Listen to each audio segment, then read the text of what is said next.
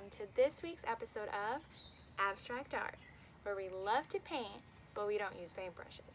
Now today's activity is going to be pendulum painting, so it involves a little bit of science and a whole lot of art. Are you ready to see what you need for this activity? Here are your materials. Now for the activity today, you will need some paper, a couple of cups. I'm using plastic cups today, but if you have paper cups, that is totally fine too. So you can see in one of the cups I have water, which you'll need if you are going to thin out the paint that you're using. Something to stir your paint with, I have a spork over there. Some string, or in this case I'm using dental floss, works just as well. You might need some scissors if you want to cut up one of the cups to make it smaller. You need a few colors of paint, or one if you want to just stick with one color, that's fine too. A marker, a paper clip, or something that you can use to punch holes in the cup that's going to be on the pendulum. And lastly, a few items to build your pendulum. So I have a paper towel rod, 2 water bottles, and tape to help me put it all together. And that's all you need for today's activity. Let's get to the step-by-step instructions.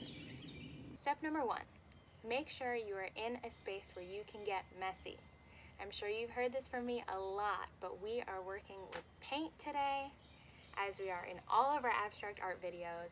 So you want to make sure that you are somewhere where if a little bit of paint goes off of the paper, goes off of your workspace, that's okay. We don't have to worry about paint getting on things that we don't want paint to be on. So that is step number 1.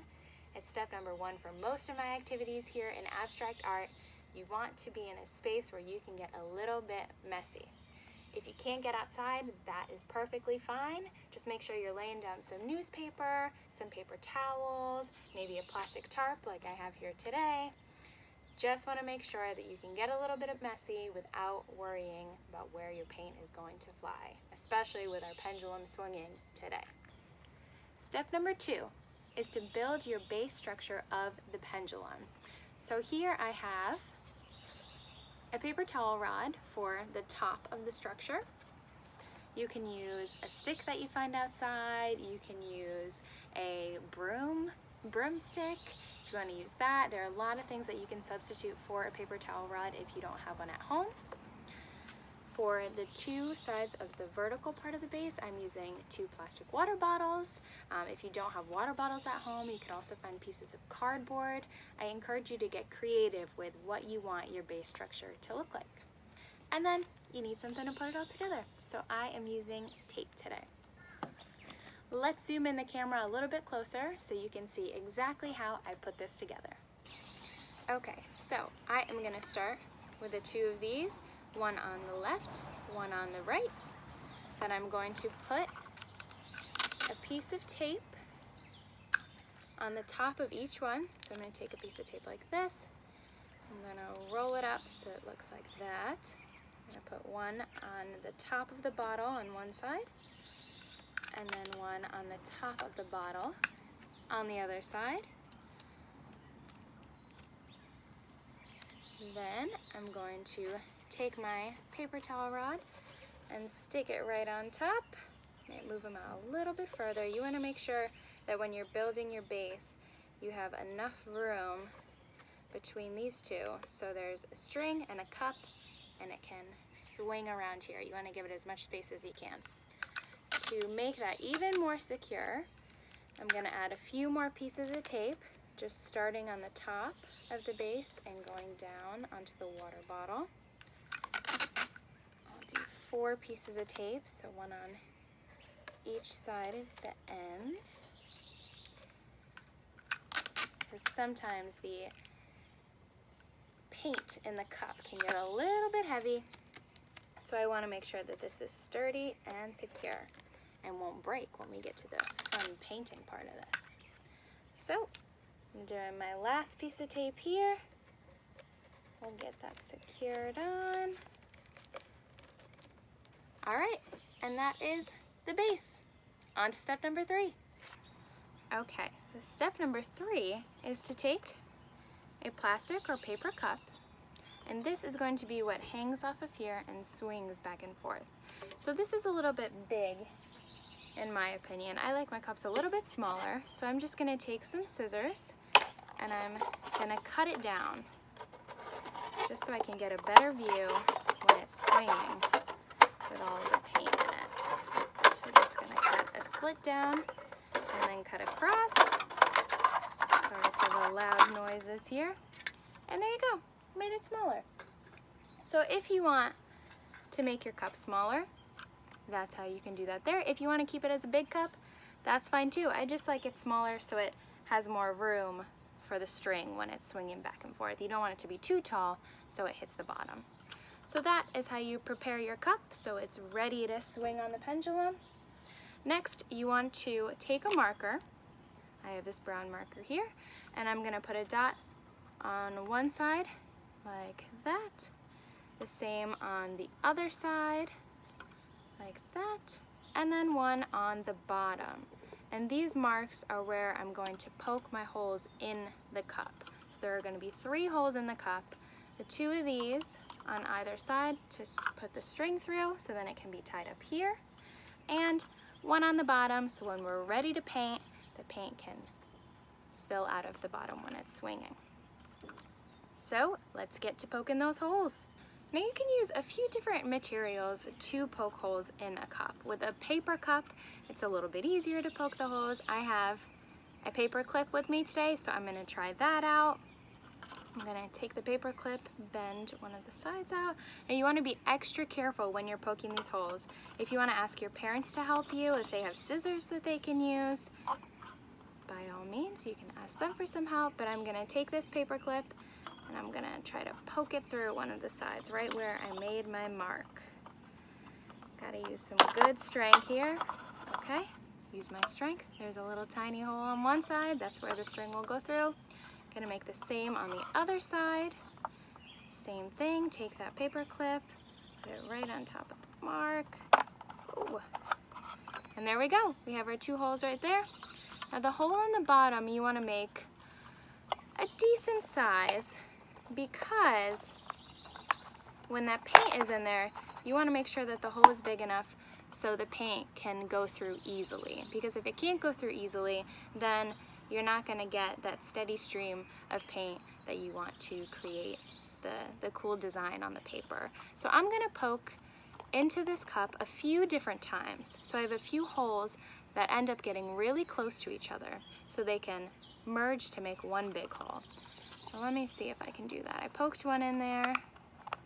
I poked another hole in there. Trying to blend them together. Poked another one. So it's getting a little bit bigger, if you could see that here. What I'm gonna do next, so I started the hole there, then I'm gonna take the spork that I'm using and see if I can bring it through on the other side, and that'll help make the hole the size that I want it to be. Let's see if I can do that. Might be a little tricky. All right, see? So it went right through. I'll spin it around a bit. And that is about the size that you want for that bottom hole. All right, so now on to put in the string through the cup. So you can see I have my cup here with the 3 holes, and I'm using dental floss today. If you have string or yarn at home, you can definitely use that, but you want to pull out a pretty long piece, cut that off there. I'm gonna take one end. Now bear with me because this gets a little tricky with these tiny holes. I'm gonna try to put one through here. All right, I think I got it. String that through. Get through the other side. Always find that the other side is much trickier. So let's see how many tries it takes me to get this through here. Let's see. This is a tough one.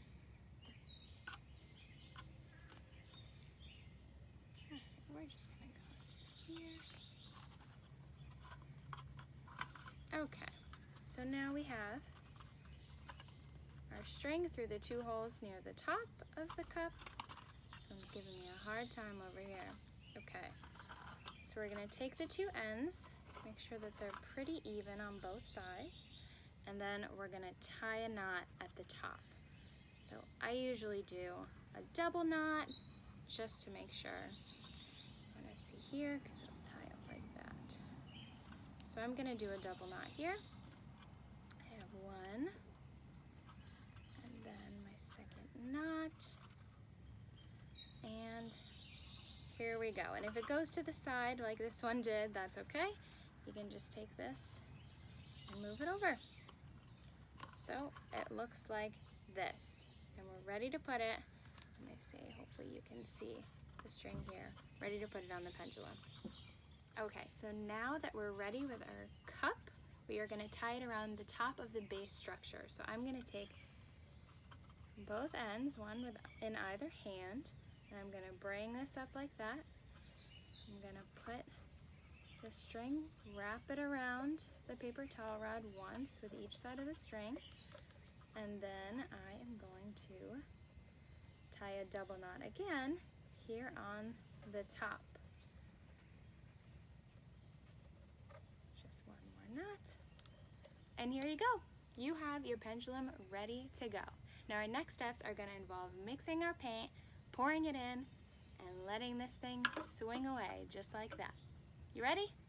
Okay, so now we're going to get into the paint portion of this activity. So I'm going to take my base structure and put it to the side just for a moment, and I'm going to choose which color paint I want to use for the first round of pendulum painting. So I think I am going to use pink for our first color.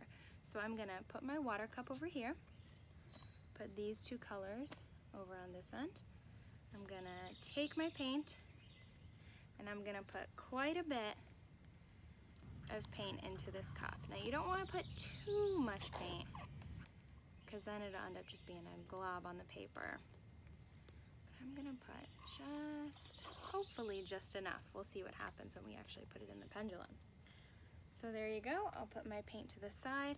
Now the paint that I have today is a little bit thick, so I'm gonna use some water to make sure the paint is thin, because if the paint is too thick, then when it's in the pendulum, it has trouble coming out of the bottom. So we made a big enough hole, but if the paint is too thick, then instead of doing that steady stream that we were talking about, it'll just have some random drops in different places. So if you want that with your pendulum painting, then make sure that your paint stays thick. But I'm gonna thin it down a little bit by adding some water, taking my spork, and mixing it.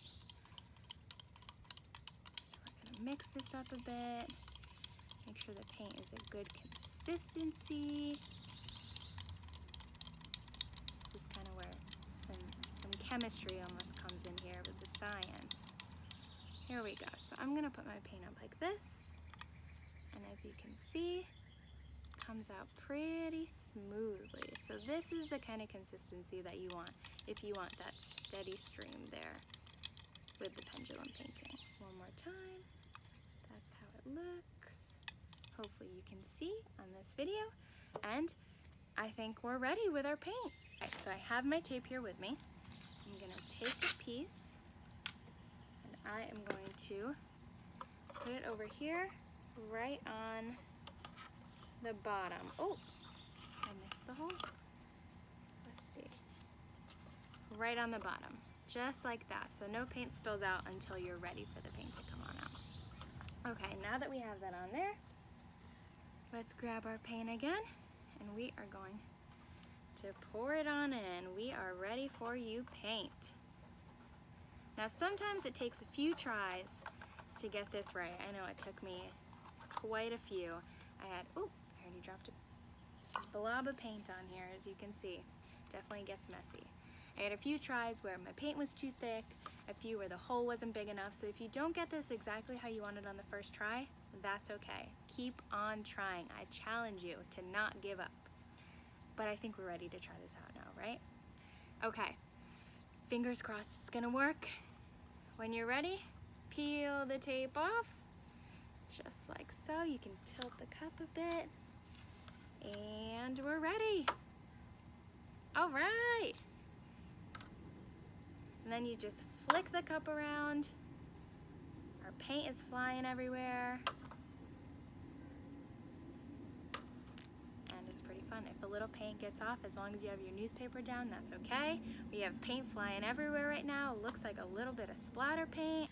Okay, so that was our first color of paint, but let's try one more color. So I'm gonna take my messy cup here again. If you don't want the colors to mix, you can just rinse this cup out or use a different cup, but I'm gonna use the same one and see if the colors mix a little bit.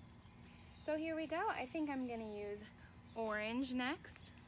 I'm gonna take my cup and I'm gonna do the same thing that we did before. So I'm gonna put as much orange paint as I wanna put in here. Apparently this one's running out a bit. I'm gonna put our orange paint in there. Maybe I'll throw a little bit of yellow in too, who knows? Why not, right? We're getting messy here, we're getting creative. And I'll put this in here. We're gonna mix it up with a little bit of water. I'll try a little more than I did last time to see if that helps it out a bit. We're gonna mix it up.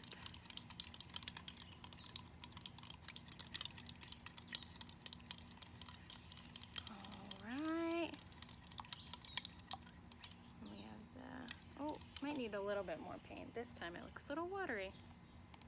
Just gotta play with it. Okay, once we get that orange in here, mix it up, get it how we want it to be. All right, looks good? I think so.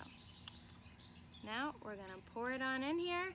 Now you can choose to put the tape back over the bottom if you don't want it to come out right away. I'm just gonna try to do this kind of quickly. Pour it in and let it go. All right, now we have some colors mixing. It's going in a bit of a, well, it was going in a bit of a circle. And we'll keep on flicking it to see where it goes.